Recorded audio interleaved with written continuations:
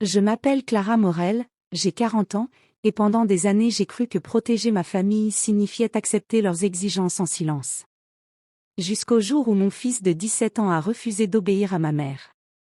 Ce simple « non » a déclenché une suite d'événements qui m'a obligée à regarder ma famille autrement. Mon fils Nathan préparait depuis presque 2 ans un voyage avec ses 2 meilleurs amis. Il travaillait chaque week-end dans un magasin de vélos pour payer lui-même son séjour. Pour lui, ce voyage représentait bien plus que quelques jours de vacances. C'était la première chose importante qu'il avait construite entièrement seul. Ma mère, Béatrice, n'avait jamais manifesté le moindre intérêt pour ce projet. Pourtant, 3 semaines avant le départ, elle m'appela avec une demande qui ressemblait davantage à un ordre. Ma sœur Camille devait assister à une formation professionnelle à l'étranger. Ses 2 enfants, âgés de 4 et 7 ans, avaient besoin d'être gardés pendant 5 jours. Ma mère avait décidé que Nathan devait annuler son voyage pour s'en occuper. Quand je lui expliquai qu'il avait déjà payé son billet et économisé pendant des mois, elle répondit simplement que les projets d'un adolescent pouvaient attendre, mais que la famille, elle, n'attendait jamais. J'étais sur le point de céder comme toujours quand Nathan entra dans la pièce. Il avait entendu toute la conversation. Il prit mon téléphone et parla calmement à ma mère. Je comprends que tante Camille ait besoin d'aide. Mais je ne vais pas annuler. Je n'oublierai jamais le silence qui suivit. Ma mère finit par répondre qu'il était devenu égoïste. Puis elle ajouta que personne ne l'oublierait lorsqu'il aurait besoin de quelque chose. Nathan raccrocha. Il me regarda et dit seulement, « Maman, pourquoi est-ce que chez nous, aider quelqu'un signifie toujours sacrifier quelqu'un d'autre ?» Je n'avais aucune réponse. Quelques jours plus tard, ma sœur m'appela en pleurs. Elle venait d'apprendre que la garderie de ses enfants avait été annulée plusieurs semaines auparavant. Elle pensait que Nathan avait accepté de les garder et qu'il s'était ensuite désisté. Je lui jurai que ce n'était jamais arrivé. Nous avons commencé à comparer nos souvenirs. C'est là que quelque chose m'a glacée. Camille avait parlé à notre mère de sa formation des mois auparavant. Ma mère lui avait affirmé que Nathan s'était porté volontaire pour garder les enfants. Nathan, lui, n'en avait jamais entendu parler. Pire encore, la garderie avait été annulée par quelqu'un utilisant les coordonnées d'urgence de Camille. Et ces coordonnées étaient celles de ma mère. Je refusais encore d'y croire. Jusqu'à ce que Nathan me montre une photo qu'il avait conservée. Quelques semaines plus tôt, ma mère lui avait envoyé un long message pour lui reprocher son voyage. Nathan avait fait une capture d'écran avant de répondre. Au milieu du message, une phrase m'a donné la nausée, « Ta tante a besoin de toi parce que j'ai déjà tout organisé pour elle. » Mais Nathan n'avait rien organisé. Ma sœur non plus. Quelqu'un avait fabriqué cette situation. Et soudain, j'ai commencé à repenser à toutes les années précédentes. Chaque fois que Camille avait eu besoin d'aide, ma mère venait me dire que ma sœur était incapable de gérer seule. Chaque fois que je voulais partir quelques jours, ma mère avait une urgence. Une fuite d'eau. Un problème administratif. Une consultation médicale. Un appel au milieu de la nuit. Je croyais être la fille responsable. En réalité, j'étais devenue la personne qu'on appelait parce qu'on savait qu'elle ne dirait jamais non. Je découvris même que depuis 4 ans, je payais automatiquement une partie des factures de ma mère. À l'origine, je lui avais proposé de l'aider pendant quelques mois. Les mois étaient devenus des années. Pendant ce temps, ma sœur avait commencé à prendre ses distances avec moi parce que ma mère lui répétait que j'étais trop occupée pour elle. Nous étions 2 filles qui s'aimaient, mais qui ne se parlaient presque plus. Notre mère était devenue l'intermédiaire entre nous.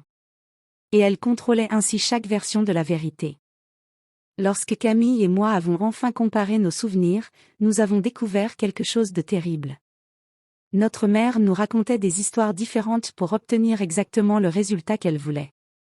À Camille, elle disait que je refusais de l'aider. À moi, elle disait que Camille profitait de ma gentillesse. Et à Nathan, elle répétait que toute la famille comptait sur lui. Nous avons décidé de ne plus discuter à travers elle. Le soir suivant, ma mère est venue chez moi. Elle n'a pas crié. Elle n'en avait jamais besoin. Elle s'est assise dans ma cuisine et m'a expliqué que tout ce qu'elle faisait était, pour maintenir la famille unie. Puis elle a prononcé la phrase que j'avais entendue toute ma vie. Après tout ce que j'ai fait pour vous? Cette fois, je ne me suis pas excusée. Je lui ai demandé pourquoi elle avait annulé la garderie. Son visage s'est fermé. Elle a répondu qu'elle ne voulait pas détruire l'avenir de Nathan. Elle voulait seulement lui apprendre que certaines choses étaient plus importantes que ses envies. Je lui ai demandé pourquoi elle avait menti à Camille. Elle a haussé les épaules. Parce que sinon personne ne se serait bougé. C'est à ce moment-là que j'ai compris.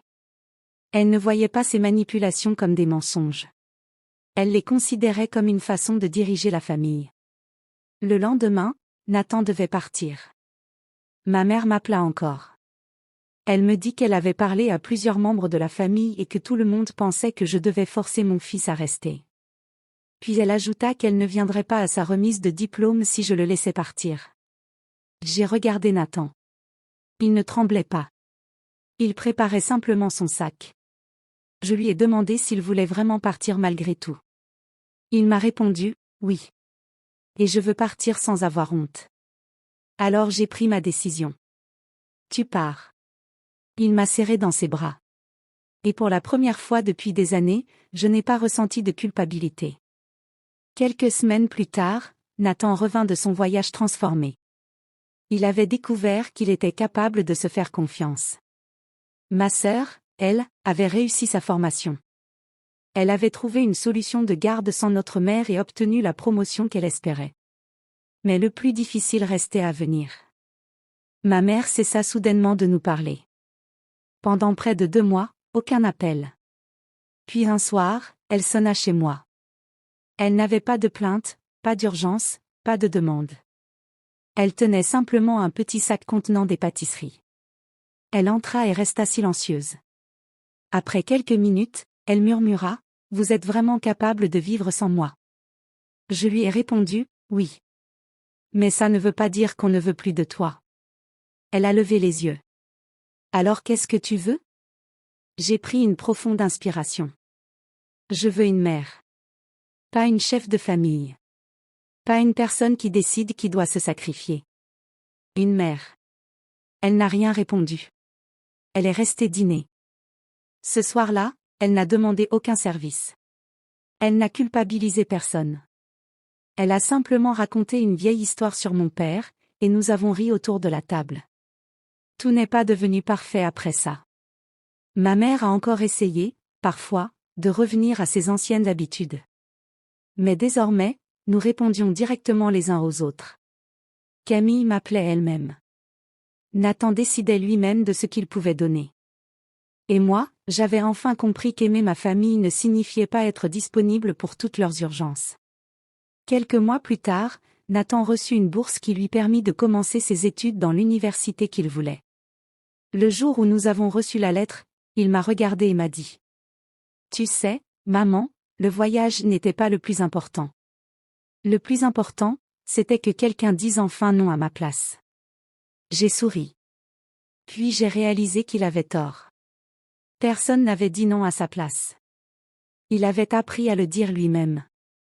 Et moi, après 40 ans passés à confondre sacrifice et amour, j'avais enfin appris la même chose.